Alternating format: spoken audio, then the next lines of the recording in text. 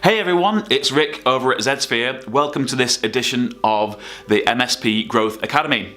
So I wanted to share with you some insight as to how here at Zsphere we structure our sales and marketing process. And here it is. So on my previous video I was talking about a sales funnel, and I was talking about how only 30% of the customer journey is actually a sales process. And that's completely accurate. What this is the process in which we structure our marketing and sales activity. And so up here at the top, you've got attract, and then you've got convert, close, and delight. So what does it all mean basically? I'm actually going to start at the bottom.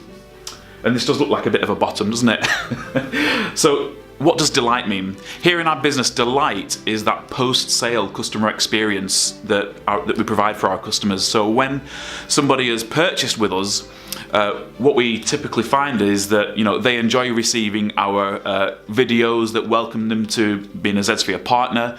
They enjoy our resources pages, and we make sure that they have a great customer experience. And the reason for that is that ensures that they're more likely to come and buy with us again and be retained as a customer. And they go at the bottom of the sales process right back up to the top, and they'll come and buy something else from us. They're attracted to something else in our portfolio. Now what happens is, attract doesn't mean that you've got a lead. Attract is that bit where you might have published something on social media, or someone's read one of your blogs and they've found it online, they're just interested in it, they've come across it, however which way. It's not until they actually become a lead that you can consider them to have converted. And conversion is massively important when it comes to sales and marketing. Conversion is the process by which someone has actually taken an action to express an interest.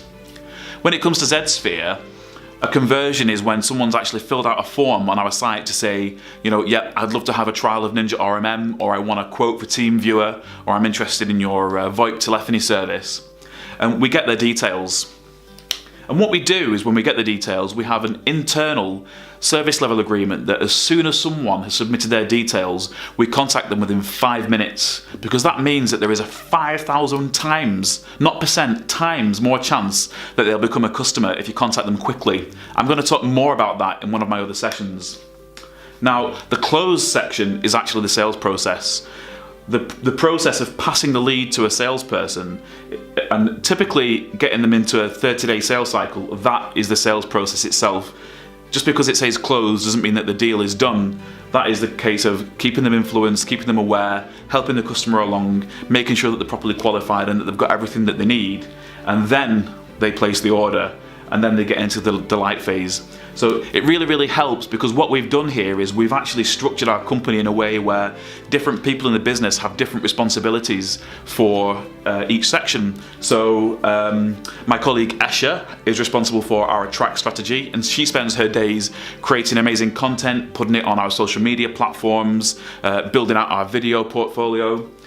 Abby Lee is responsible for our HubSpot CRM and website, so she looks after all of our landing pages, all of our design elements, everything that we need to provide the infrastructure of sales conversion.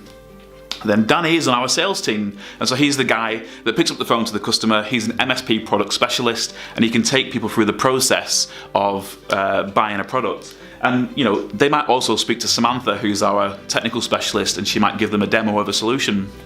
Then when the order's placed, Lizzie looks after the post-sales and operations bit and making sure that the customer's got everything that they need when it comes to billing, licensing, you name it. So there's definite roles for everybody in the business in line with this strategy, and it really works wonders for us, and I would really recommend you giving it a try as well. I hope this has been useful. I'm going to be posting these videos every Thursday, so do subscribe, and I look forward to seeing you next time.